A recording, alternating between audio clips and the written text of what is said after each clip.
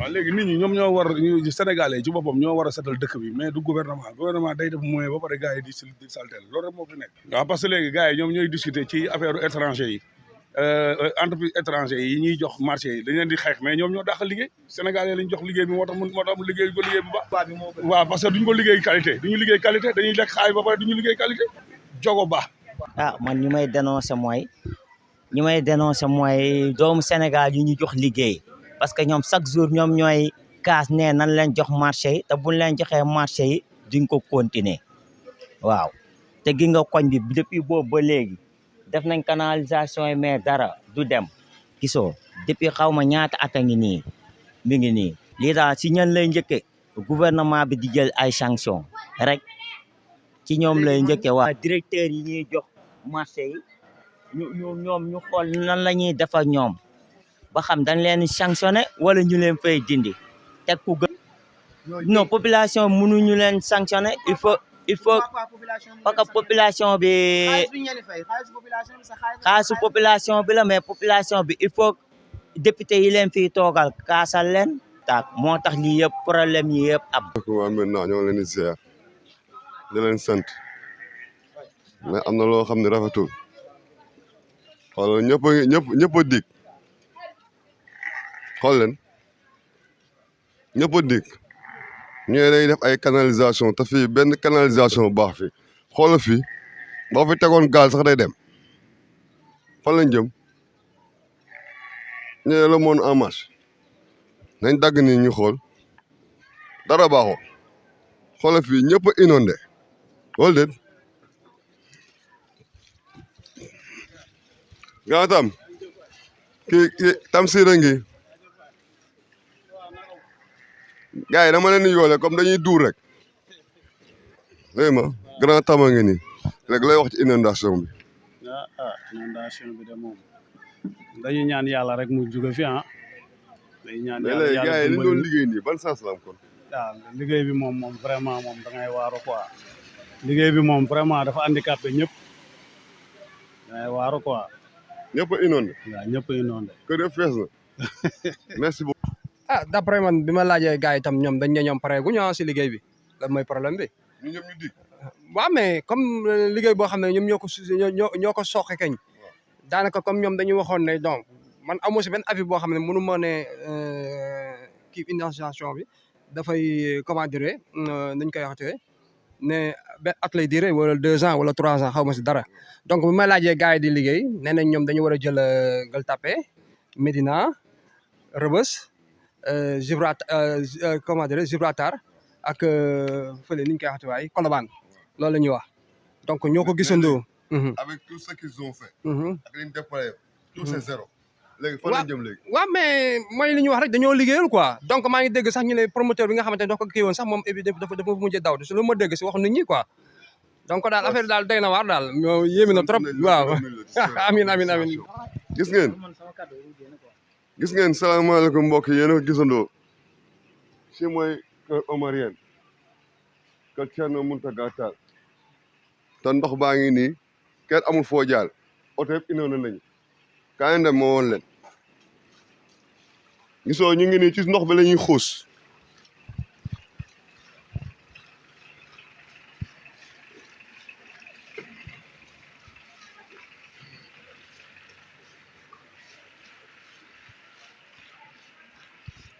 gaa yi ñoo nañu yàq koñ bi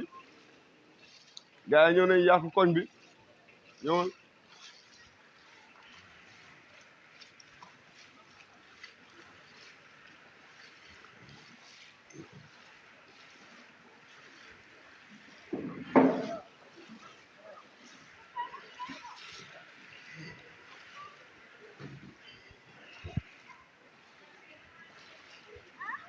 matu fii trop la ndox bi day bal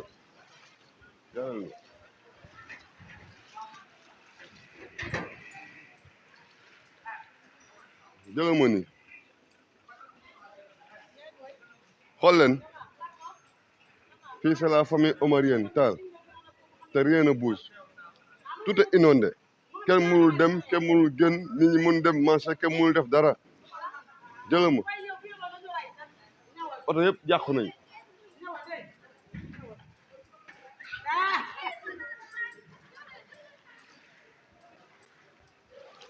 yëpp yàqu nañu maire yaa ngi nii mënuñ dem kenn mënu dem marché. waaw ñun sonoo sonn de barkalla macha allah sonn rek ñu ngi nii bu tawee duñu génn danoo sonn suñu doom yi sibiru bu tawee duñu génn duñu dem fenn ñu ngi sonn bu bëgg a dee dañuy feebar suñu doom yi nekk si taw bi yooyu duñu bëgg a rey koñ baa ngi yëpp a fees sonn nañ def wax dëgg yàlla léegi nag maire bi dañu jàppale nañu xool lii sonn nañ torop si ndox mi ndoxu koñ bi yëpp fii lay ñëw Médina yëpp ndox bi yëpp fii lay ñëw dafa nan ba sonn mais dara sonn na nii la koñ bi mel. sonn nañu Médina ngi nii inondé kenn amul foo jëm marché sax kenn mënu fa dem fi ñu toll nii ci bitig la ñuy dugg dañuy def somme bi wala ñu laax kenn mënu togg ceebu jën wala ceebu yàpp wala ni ñu jëm. te maa ngi kër Thierno Madani Tall kër Thierno Souleynou Tall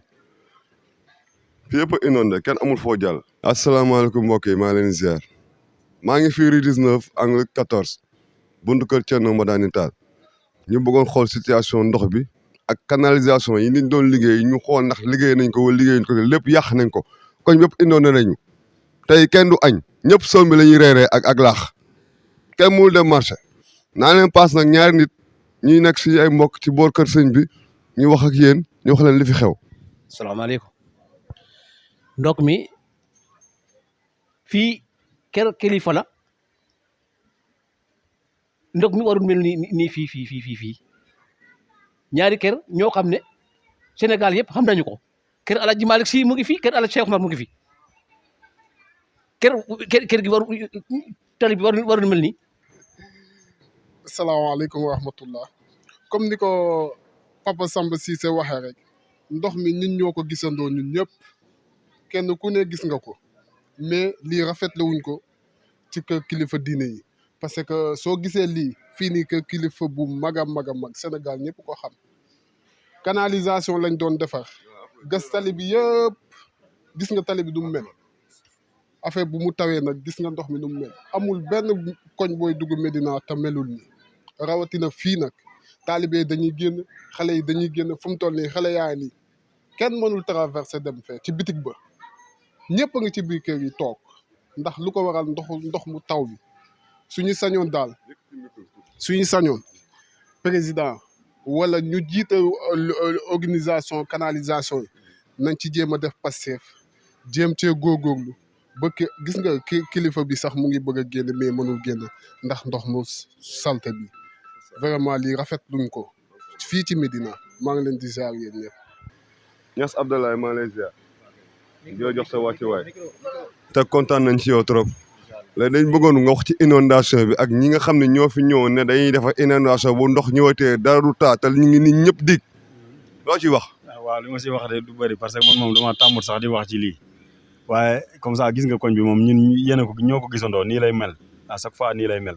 heure bu tawee nii lay mel te yàgg na ci yaakaar naa nekk nañ fi ci dëkk nañ ci koñ bi at yu bëree bëri te nii rek lay mel dara changé wut. dara changé wut waaw dafa war a changé nag lii nag ndox lii ndoxu kii yi la nu mu tuddati ndoxu kii yi la nu mu tuddati ndoxu salte ay foos yeeg yëpp yàlla lay jaxasoo te loolu noonu nekkul loo xam ne lu rafet la. kon loolu baax na. waaw loolu baaxul. est-ce que loolu baax na. non non loolu moom mënul baaxul. kon léegi li ñu def léegi. waaw mooy li ñu liggéey yëpp dara baaxul. man moom du ma wax ci yooyu dara waaye. xoolal lii léegi ñoom ñoo ko fi liggéey bàyyi ko fi xool leen te ba tey liggéey bi jeexagul ñoo ngi ko jal fi bàyyi ko fi jëlal ma lii yëpp foo walee ne ñoom ils n'ont rien fait loolu tànqal ñu ba pare fatt ñu kër gi yëpp bouché maintenant kenn amul jàmm xoolal ma lii. asalaamaaleykum ñëwaat naa ci mbaar bi fi may mbaar bi rue 10 angle 19 ak 23 ñoom tamit kenn kontaanuñ papa ngi nii boo dégloo ma nga xam ne kenn merul mais ñëpp a mer tey kër gi kenn nekkul ci jàmm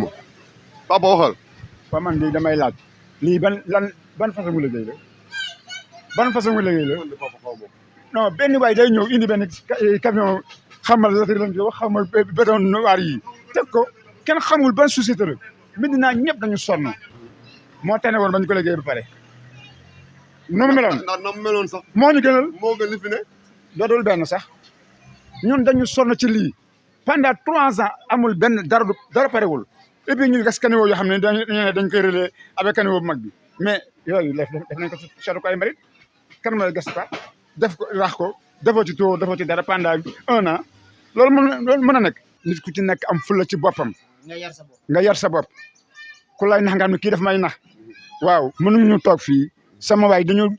panke bu élection ñëwee ñu gurugulaal di la jox ay 5 000 francs nga koy nangu loolu moo jëkk nekk ñàkkum fayda xam nga lan la bëgg a yëgal mag mu nekk yaa war a nekkam samagum bopp ñu wax ak suñu yaay yi ñi nga xam ne voile bi nga xam ne 750 la jar ñu jox la ko nga tagalu nekk ci naat bu tàng bi feebar bi nga fa jëlee sa doom moo la koy fajal parce que pas bi retraite waaw fu ñu jëm léegi xanaa gën a dee ñun ñoo ko war a nangu nag ñun ñoo war a bañ tëj nañ noo fële ñu daat ñeneen ñu bees rupture la ñu bëgg de tere am nag xam nga sama nijaay moom asalaamaaleykum ñu ngi nuyu waa Médina yëpp sama nijaay moom daanaka xam nga rek waaw wax na daal di si ëpp solo man li may ñaaxaat ci nit ñi ci législative bi laay ñaax nit ñi rek na nit ñi am fulla am fayda Médina ñëpp xam nañu opposition la ñu mës a àndal ci Senghor ci Abdou Diouf ba tey opposition la ñu mës a àndal bu leen kenn jënd kuy dem na dem baleen yéen ngeen des ak seen fulla ak seen fayda ku amul dignité baleen ko ku amul personnalité baleen ko ku gëmul dara baleen ko ñun nañu gëm suñu dara ànd ak suñuy dara ànd ak moom loolu lañ leen wax ñu ngi leen di ñaax si législative yi rendez-vous le 31 juillet incha allah ñëpp contre le pouvoir ñëpp contre le pouvoir nañ fi jógee abal ñu doy na yàqal nañ ñu defal nañu lu bon lu ne léegi nag ça va doy na arrête point barre liñ daal salaamaaleykum mbooloo mi ñu ko constaté daal depuis le matin nous sommes sur la brèche c'est quasi général tout le système d'égout bi Médina amoon qui date du premier tout le système d'égout bi ñu fi amoon qui date du premier FUDES, c'est-à-dire en 1958. Le premier FUDES a commencé à 58, def suñu tali yi def si les égouts et tout. Ça fonctionnait tant bien que mal. Waaye tey on a eu une amère désillusion parce que duñu xëy suba avec les fortes pluies qu'on a constatées aujourd'hui dara fonctionné tout. L'entreprise, je connais pas le nom. Il a fui. En tout cas, nous a causé de grands désagréments. Toute la rue 10 était inondée. Les eaux allaient jusque dans les cours. Les gens ont passé toute la journée à évacuer cette eau nauséabonde. Mais le Hamida, le métti pour les populations. L'ONAS est débordé léegi la jóge fii si kër ñoom Abou Seye ak ñoom la Thiamène sur la rue 10 et ils sont débordés. C'est donc une situation quasi générale d'inondation boo xam ne li ko gën a mettil mooy ces travaux qui n'en finissent pas. On ne peut pas comprendre que une entreprise qui avec un chantier de soi-disant 7 milliards avancé mënul yeggali ces travaux ñu nekk fii pendant tout est sans dessous li métti na c'est la population vraiment ñu leen di masso bon ñu ngi def lu nu mën pour les soulager mais l'ONAS est